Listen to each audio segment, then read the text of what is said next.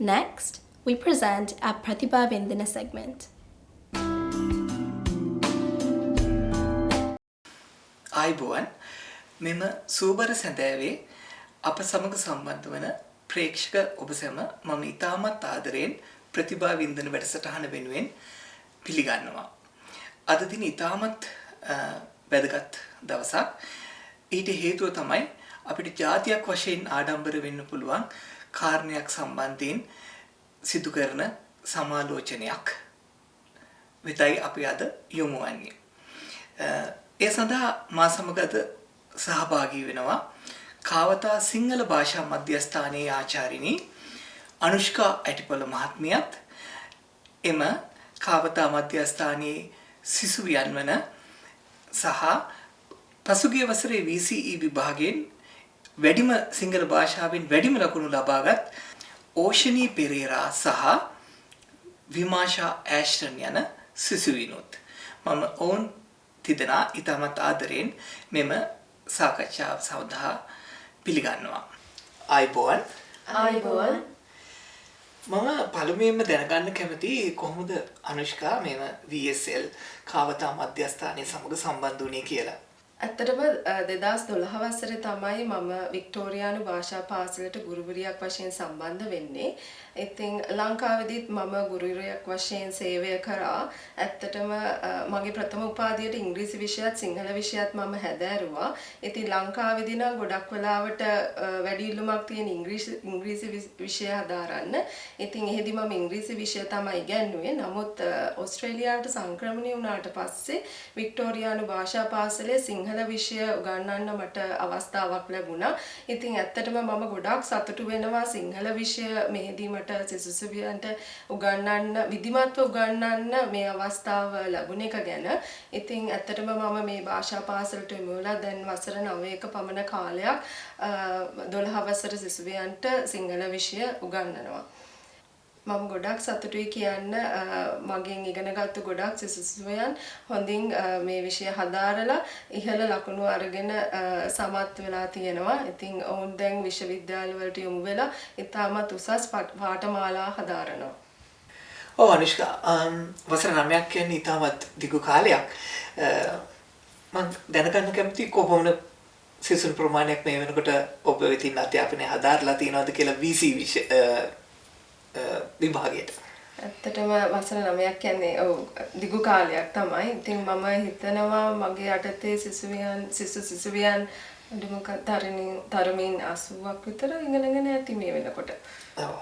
අතරම සන්තෝෂ වෙන්න පුළුවන් කාරණයක්. මම දැනගන්න කැමතියි දැන් ඔබගේ උපාධිය හදාarලා ඊට පස්සේ ලංකාවෙත් සේවය කරලා තමයි ඕස්ට්‍රේලියාවට සංක්‍රමණය වුණේ. ඒතකොට දැන් ලංකාවේදීත් ඔබ ගුරුවරයෙක් ඒ වගේම ඕස්ට්‍රේලියාවේදීත් දැන් ගුරුවරයෙක් වශයෙන් සේවය කරනවා. එතකොට මේ සිංහල භාෂාවනේ අපේ අද මාතෘකාව මේ සම්බන්ධයෙන් ගත්තාම කොහොමද ඔබ දකින්නේ ලංකාවේදී සිංහල විෂය සිසුන් වෙත අභියෝගයක් වෙන අන්දම සහ ඕස්ට්‍රේලියාවේදී ඒක කොහොමද උන්ට අභියෝගයක් වෙලා තියෙන්නේ කියලා. ඇත්තට මේක හොඳ ප්‍රශ්නයක්.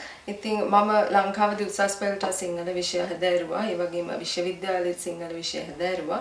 ඉතින් මෙහිදී මම සිංහල විෂය මේ සිසුසුවයන්ට උගන්වනකොට මම දැක්ක මේ පාඨමාලාව උගන්වනකොට මම දැක්ක දෙයක් තමයි ලංකාවේදී ගොඩක් අපි සාහිත්‍ය ඒ වගේම ව්‍යාකරණ ඒ වගේ දේවල් වලට තමයි ගොඩක් අපි උගන්වන්නේ. ඉතින් නමුත් ඕස්ට්‍රේලියාවේ සිංහල පාඨමාලාව කියන්නේ මේ විෂය උගන්වනකොට අපි ගොඩක් ප්‍රායෝගික ලේඛන උගන්වනවා. ඒ වගේම විවිධ රචනා ශෛලී අපි උගන්වනවා. ඉතින් ලියුමක් ලියන්න, ඒ වගේම ලිපියක් ලියන්න, ඊට පස්සේ වාර්තාවක් ලියන්න මේ වගේ විවිධ ප්‍රායෝගික ලේඛන 10ක් පමණ අපි උගන්වනවා. ඉතින් මේවා මම හිතනවා ළමයින්ට ගොඩක් ප්‍රයෝජනවත් කියලා. අනිත් එක ළමයි ගොඩක් උනන්දුයි මේ වගේ දේවල් ඉගෙන ගන්න. දැන් අපි ගත්තොත් දැන් ඉස්සර කාලේ වගේ නෙවෙයි දැන් ඊමේල්, ඒ කියන්නේ විද්‍යුත් ලිපි, ඒ වගේම බ්ලොග් මේ වගේ දේවල් දැන් අපිට පාවිච්චි කරන්න සිදු වෙලා තියෙනවා. ඉතින් අපි සිංහල විෂය ඔස්සේ මේ වගේ දේවල් ලියන හැටි අපි ළමයින්ට කියලා දෙනවා. ඉතින් මට ඇත්තටම සිංහල විෂය කියන්නේ පාසලේ සිසුවියක් වශයෙන් හදාරපු කාලෙත් ඊට පස්සේ විශ්වවිද්‍යාලේ හදාරපු කාලෙත් ඒ වගේම මෙහෙ ඇවිල්ලා උගන්වනකොට ඒක වෙනස්ම අත්දැකීමක් වුණා. ඉතින් මමත් ගොඩක් අලුත් දේවල් මේ ළමයින්ට උගන්වනකොට මේ විෂය හරහා ගොඩක් දේවල් ඉගෙන ගත්තා. ඉතින් මං හිතනවා ඒ කියන්නේ සිංහල විෂය ලංකාවේ දැන් ගොඩක් වෙලාවට දෙමව්පියෝ හිතන එකක් තමයි ලංකාවේ සාමාන්‍ය පෙළ සිංහල ප්‍රශ්න පත්‍රය වගේ කියලා හිතනවා මෙහි ප්‍රශ්න පත්‍රයක්. නමුත් ඒකට වඩා ගොඩක් වෙනස් මෙහි ප්‍රශ්න පත්‍රය. මෙහි ගොඩක් උගන්වන විෂය ගොඩක් ප්‍රායෝගිකයි. ඉතින් ළමයි ඒක ඉගෙන ගන්න ගොඩක් ආසයි. ඔව් ඇත්තටම ඉතාමත් වටිනා කරුණු ටිකක් තමයි එතනදී අපිට එළිදරව් කරගන්න පුළුවන් උනේ. එතනදී ඒ කියන්නේ දැන් අපි හිතුවත් ලංකාවේදී අපි කරනවා මම හිතන්නේ මේක අපේ ප්‍රේක්ෂකයින්ට ගොඩක් වැදගත් වෙයි. අපි දැන් ලංකාවේදී කරන්නේ අපොස සාමාන්‍ය පෙළ කරනවා. ඊට පස්සේ අපොස උසස් පෙළ කරනවා. එතකොට නමුත් ඕස්ට්‍රේලියාවේ ඉන්න අපේ දුවදරුවන්ට තියෙන ප්‍රධානම ඒ කියන්නේ මම හිතන්නේ ඒක ඇඩ්වාන්ටේජ් එකක්. ඒ විදිහට දකින්න පුළුවන්. මොකද ඔවුන් කෙලින්ම මුහුණ දෙන්නේ VC විභාගයට. ඒ කියන්නේ ඒක උදාහරණයක් ලංකාවේ අපි සංසන්දනය කරොත් කෙලින්ම අපොස උසස් පෙළ ලියනවා වගේ. එතනදී ඔබ දකින වෙනස මොකක්ද? ඇත්තටම මෙහි විභාග ක්‍රමය අනුව සිංහල විෂයට විතරක් නෙවෙයි අනිත් විෂයන් වලටත් ඒ හා සමානමයි. ඒ කියන්නේ ළමයා 12 වසරේදී එක විභාගයකටයි මුහුණ දෙන්නේ. ඒ වික්ටෝරියානු සහතික පත්‍ර විභාගය. නමුත් ඒ කියන්නේ මේ විෂය හදාරන්න කලින් ඇත්තටම වික්ටෝරියානු භාෂා පාසල ඔස්සේ විධිමත්ව මේ සඳහා ළමයිව කියන්නේ භාෂාව උගන්වනවා.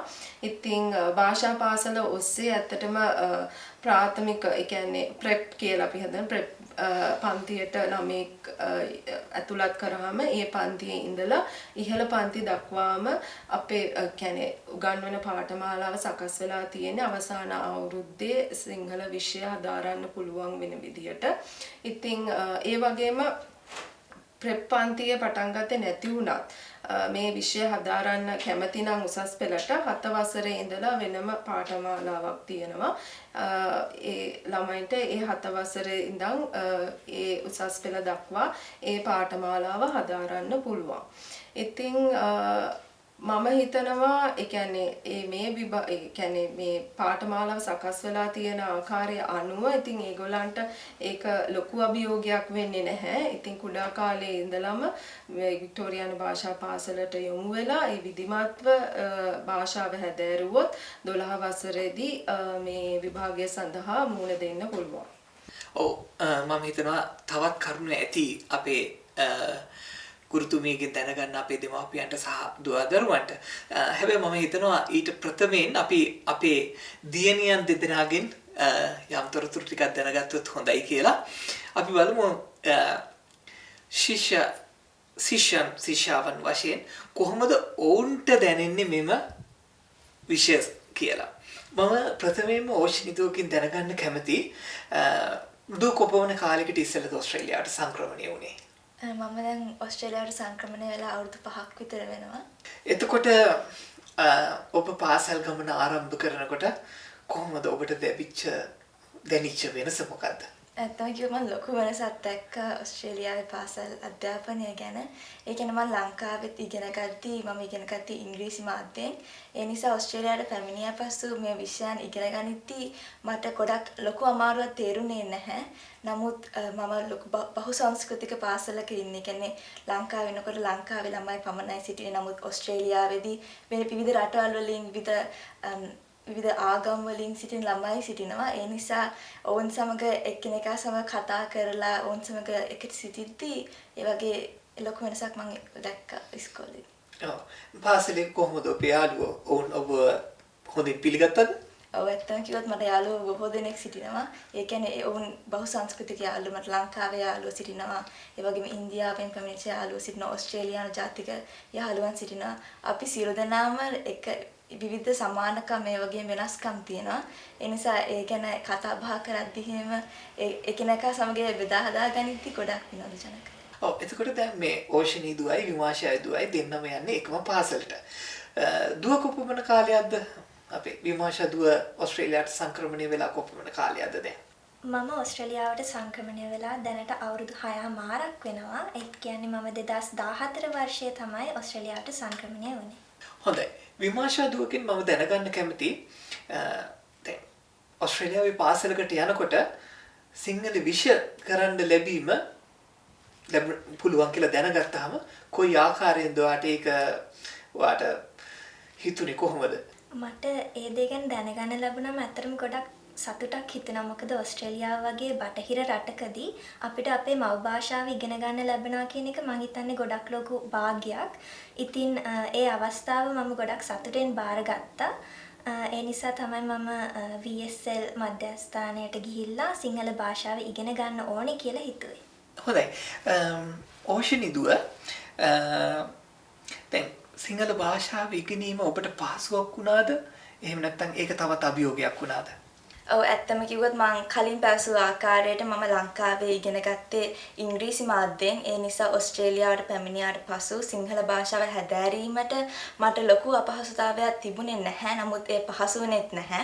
මම වික්ටෝරියානු භාෂා පාසලට ගියෙන් පසු මට එහිදී ගුරුවරියන් හමු වුණා. ඔවුන් මට ගොඩක් උපකාර කරා සිංහල භාෂාව තවදුරටත් ඉගෙන ගන්න. ඒ කියන්නේ ගොඩක් හදාරන්න මට විවිධ උදාහරණ දීලා ඒ වගේම විවිධ වැඩ කටයුතු වලට සහභාගී කරවලා මට සිංහල භාෂාව ඉගෙන ගැනීමට ගොඩක් උපකාර කරා.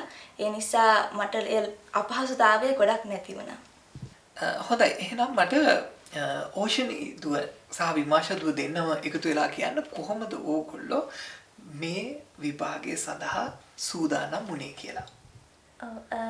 12 වසර සඳහා සිංහල විෂය හදාරීමේදී අපිට ගොඩක් ලොකු කැපකිරීමක් කරන්න සිදු වුණා. ඒ වගේම හොඳ පෙර පුහුණුවක් ලබා ගන්නත් අවශ්‍ය වුණා විභාගයට. ඉතින් ගෙදරදී ප්‍රශ්න පත්‍රවලට කියන්නේ පසුගිය ප්‍රශ්න පත්‍රවලට පිළිතුරු ලියලා ගුරුතුමියට ඒවා ලබා දීලා ලකුණු අරගෙන ඒ වගේ දේවලුත් කරලා ඒ වගේම ඊට අමතරව මම මගේ අම්මත් සමග හැමදාම රැට විභාගයේ තිබෙන වාචික සාකච්ඡාව සඳහා පුරුදු වුණා. ඒ වගේම මගේ ගුරුවරියත් එක්කත් මගේ මිතුරිය ඕෂනී සමගත් මම ගොඩක් වෙලාවට සාකච්ඡාවට පුරුදු පුහුණු වුණා. ඔව් මටත් මතකයි ඇත්තම කිව්වොත් පසුගිය වසරේදී කොවිඩ් වසංගත රෝගය නිසා අපිට අන්තර්ජාලය ඔස්සේ තමයි පාසල් යන්නත් සිදු වුණේ. ඒ නිසා ඒ ලොකු අභියෝගයක් වුණා. නමුත් අපේ අනුෂ්කා ගුරුතුමිය ඇයගේම වෙලාව අපිට ලබා දීලා අපිට සාකච්ඡාවේ කියන්නේ විභාගයේ සාකච්ඡාවේ කොටස කිරීමට එහෙම ගොඩක් පුහුණුව ලබා දුන්නා. ඒ වගේම විමාශා පැවසු ආකාරයට මට මතකයි මමත් ගොඩක් විභාග ප්‍රශ්න පත්‍රවලට පිළිතුරු ලියලා ඉන්පසු ඒ මං ගුරුවරියට යවනවා. ඇය හොඳින් බලලා මට ඒ ගැන තව අදහස් ලබා දීලා තමයි මට යොදා ගන්න පුළුවන් උදාහරණ වගේ දේවල් යාලිවරක් මට ලබා දුන්නා. ඉතින් එවැනි දේ තුලින් මම විභාගයට සූදානම් වුණා. අපි නැවතත් ආචාර්යනිය වෙතට හැරිලා කොයි ආකාරයෙන්ද මේ සිංහල භාෂාව අපගේ දුවදරුවන්ට VC විභාගයේදී වැදගත් වෙන්නේ කියලා. ඒ කියන්නේ උදාහරණයක් වශයෙන් මම දන්නවා සිංහල භාෂාව ස්කේල් අප් වෙන විෂයක්. ඉතින් ඒක සම්බන්ධයෙන් මම හිතන්නේ අපි තව ටිකක් කරුණු පැහැදිලි කරලා දුන්නොත් හොඳයි අපේ දෙමාපියන්ට සහ දුවදරුවන්ට. හේතුව ඔවුන් බලනවා ඇති ඇයි අපි සිංහල ඉගෙන ගන්න කියලා. ඔව් ඇත්තටම වික්ටෝරියානු ප්‍රාන්තයේ මේ අපි කියන්නේ වෙනත් රටවලින් සංක්‍රමණය වෙන ජනතාවට ලැබිලා තියෙන ලොකු අවස්ථාවක් තමයි ඇත්තටම ඒගොල්ලන්ගේ දරුවන්ට ලැබිලා තියෙන ලොකු අවස්ථාවක් තමයි කියන්නේ ඒගොල්ලන්ගේ මව් භාෂාව මේ රටදී හදාරන්න ලැබිලා තියෙන එක. ඉතින් සිංහල විෂයත් මේ අතර තියෙන විෂයක්. ඉතින් ගොඩක් අය හිතනවා ඇයි සිංහල භාෂාව අපි තෝරගන්නේ කියලා.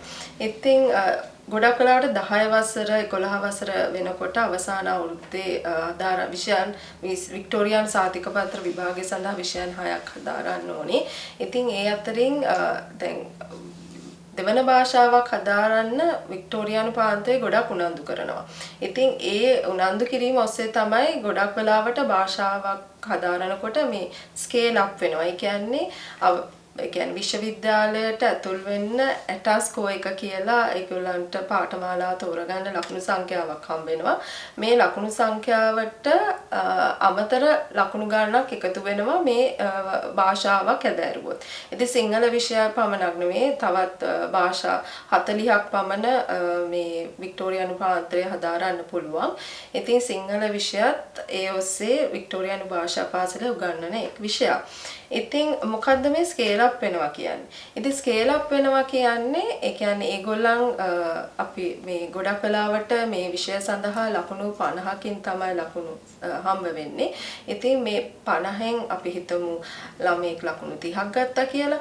ඉතින් ඒ එක එක අවුරුදු වල එක එක විදිහට තමයි විවිධ ලකුණු සංඛ්‍යාවක් එක්ක ලකුණු 7කින් නැත්නම් ලකුණු 6කින් ඒ විදිහට අමතර ලකුණු සංඛ්‍යාවක් ඒ ශිෂ්‍යයා ලබන ලකුණු සංඛ්‍යාවට මේ ඇටාස්කෝ එකට එකතු වෙනවා. ඉතින් ඒක තමයි ස්කේල් අප් වෙනවා කියලා කියන්නේ.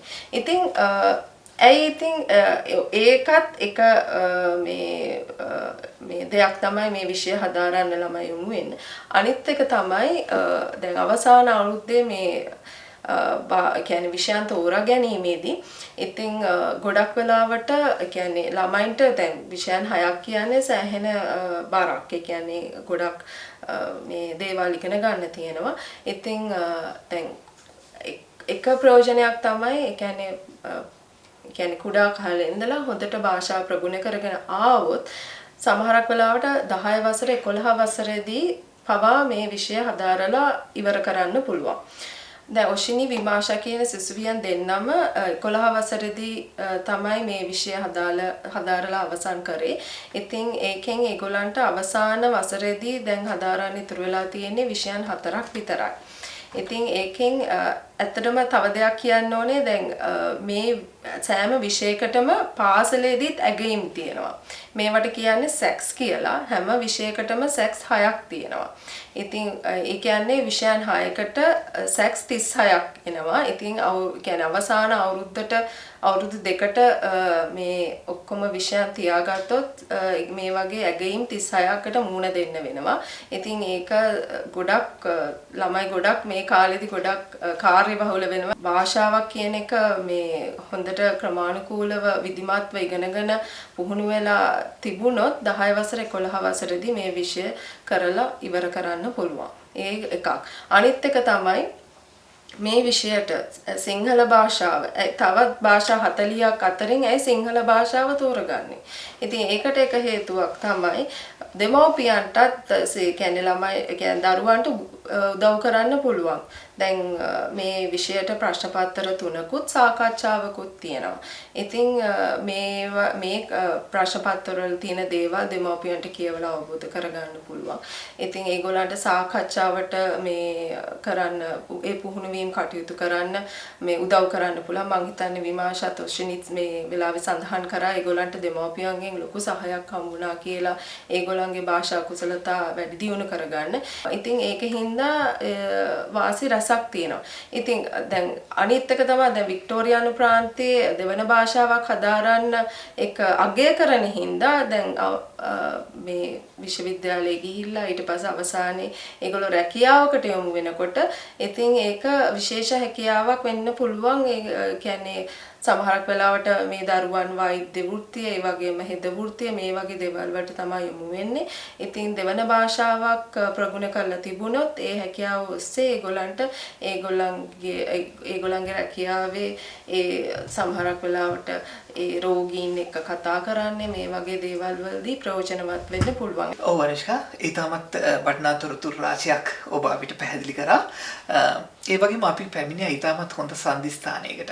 උදාහරණයක් මම දන්න විදිහට කෙනෙක් වෛද්‍ය විද්‍යාලයට ඇතුළත් වෙන්න බලාපොරොත්තු වෙනවා නම් ඔවුන් කොපමණ ලකුණු ඒට කොපමණ හොඳින් ලබා ගත්තත් වැඩක් නැහැ. ඔවුන්ට සම්මුඛ සාකච්ඡා 3කට වගේ පෙනී සිටින්න සිදු වෙනවා.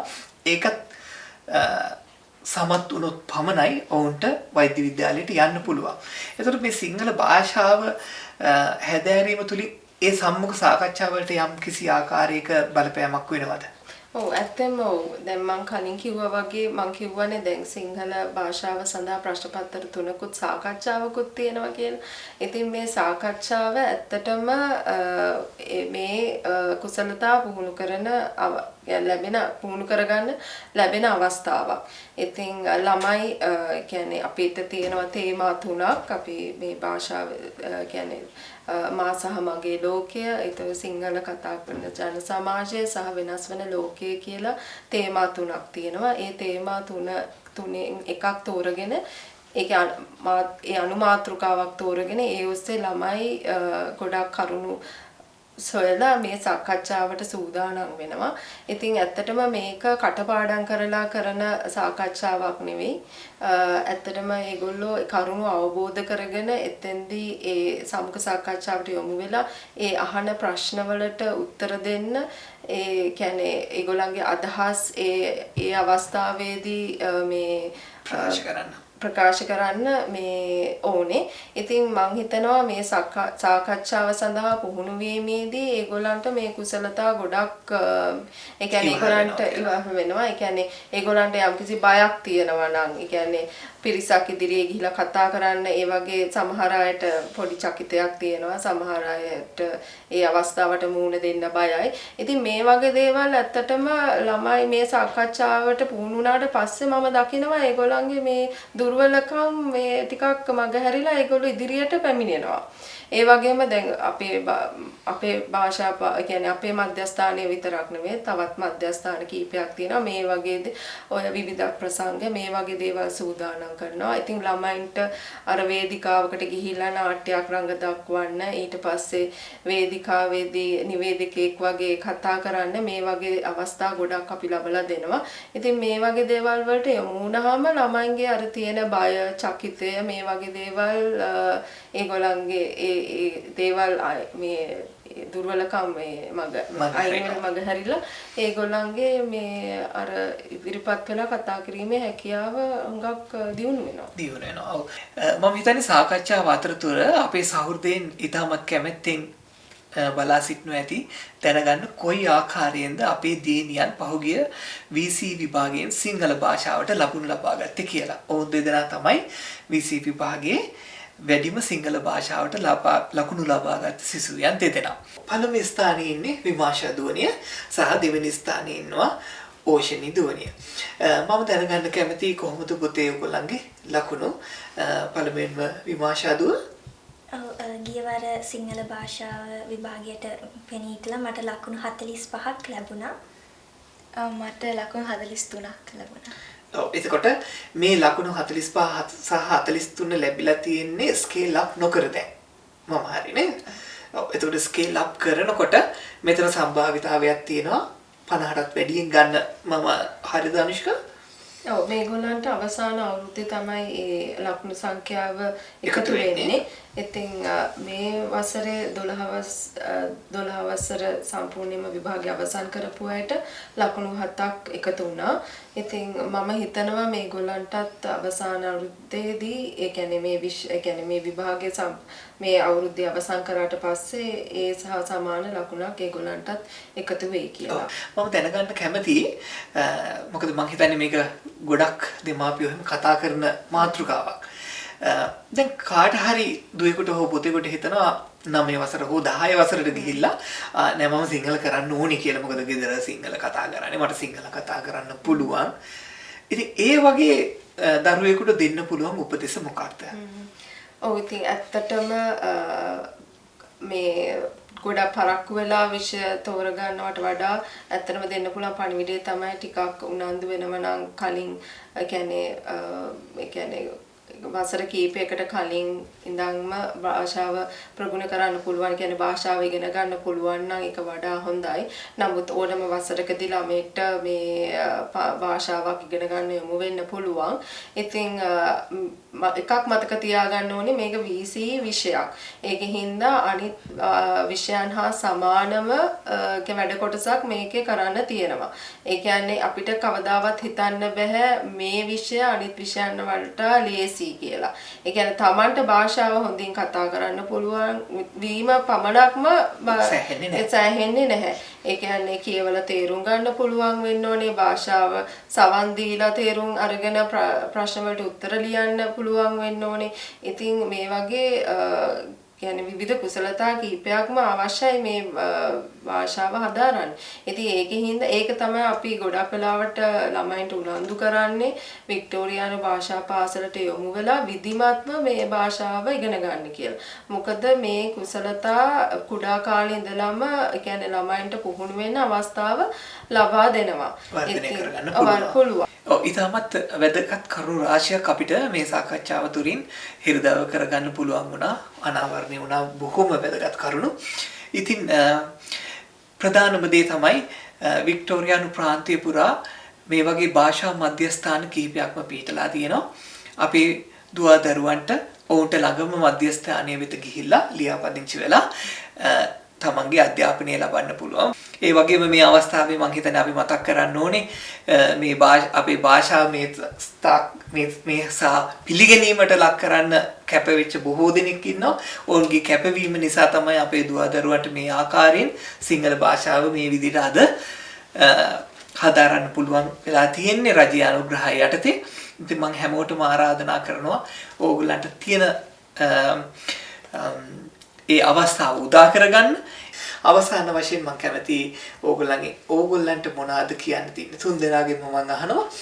මට ඇත්තටම දෙමව්පියන්ට දෙන්න පුළුවන් පණිවිඩය තමයි ඇත්තටම මේ විෂය හදාරන්න දරුවන් යොමු කරන්න කියලා. මොකද මං හිතන්නේ වෙනත් රටක මේ වගේ අවස්ථාවක් ලැබලා දීලා තියෙනවා කියලා. ඉතින් වික්ටෝරියානු ප්‍රාන්තයේ මේ ලැබලා දීලා තියෙන අවස්ථාවෙන් ප්‍රයෝජන අරගෙන මේ තමන්ගේ මව් භාෂාව ළමයින්ට මේ උගන්වන්න උනන්දු කරන්න. ඉතින් භාෂාව ඇත්තටම භාෂාව ඉගෙන ගැනීමෙන් තමයි අපේ සංස්කෘතිය මේ ඊට පස්සේ අපේ ඉතිහාසය මේ වගේ දේවල් කරුණු ගැන ළමයින්ට ඉගෙන ගන්න අවස්ථාව ලැබෙන්නේ. ඉතින් ඒකෙන් ප්‍රයෝජනයට අරගෙන ඇත්තටම මේ භාෂාව තවදුරටත් ඉදිරියට පවත්වාගෙන යන්න මේ උදව් කරන්න කියලා තමයි මම කියන්න කැමතියි.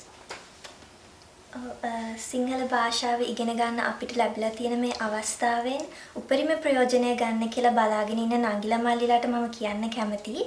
ඒ වගේම තමයි ඕස්ට්‍රේලියාව වගේ බහුසංස්කෘතික රටක අපිට අපේ මව් භාෂාව සහ අපිට අපේ මව් රට නියෝජනය කරන්න ලැබිලා තියෙන අවස්ථාවත් ගොඩක් වටිනවා. ඉතින් ඒ අවස්ථාවෙන් උපරිම ප්‍රයෝජනය ගන්න සිංහල භාෂාවට ආදරය කරන්න ආදරයෙන් සහ උනන්දුවෙන් මේ භාෂාව ඉගෙන ගන්න කියලා කියන්න කැමතියි. මාත් කියන්න කැමති අපි පිට රටක ජීවත් වුණත් සිංහල භාෂාව ඉගෙන ගැනීමෙන් අපිට ලොකු ආඩම්බරයක් ලබා ගන්න පුළුවන්. ඒ නිසා තමාගේ මව් භාෂාව අමතක නොකර එය හැදෑරීමට මම සියලු දෙනාම උනන්දු කරනවා. හොඳයි අනුෂා සහ දීනියන්. ඇත්තටම ඊටමත් සතුටුදායක පුවත් රසක් සමගින් තමයි අද දින සාකච්ඡාව අපි අවසන් කරන්නේ. ඇත්තටම අපිට අපේ ජන කොට්ටාශයට අපි ජන කොට්ටාශයක් ඕස්ට්‍රේලියාව තුළ. ඉතින් ඒ අපේ ජන කොට්ටාශයට කීර්තියක් ගෙනාපු මේ දීනියන් දෙදෙනාට සහ ගුරුතුමියට ඔවුන්ගේ අනාගත කටයුතු සර්ව ප්‍රකාරයෙන්ම සාර්ථක වෙන්න කියලා අපි ප්‍රතිභා වින්දන වැඩසටහන වෙනුවෙන් අපේ සුභාශිංසන පුද කරනවා. එහෙමනම් බොහොමත් ස්තුතියි ඔබ සියලු දෙනාට මේ සඳහා සහභාගී වුණාට. ආයුබෝවන්. ප්‍රතිභා වින්දන වැඩසටහන සමගින් ඔබ හා අප රැඳී වුන් කාලය ඒ සමග අවසන් වෙනවා. නැවතත් මේ හා සමාන වැඩසටහනකින් හමු වීමේ බලාපොරොත්තුවෙන් මම ඔබගෙන් සමුගන්නවා. ආයුබෝවන්.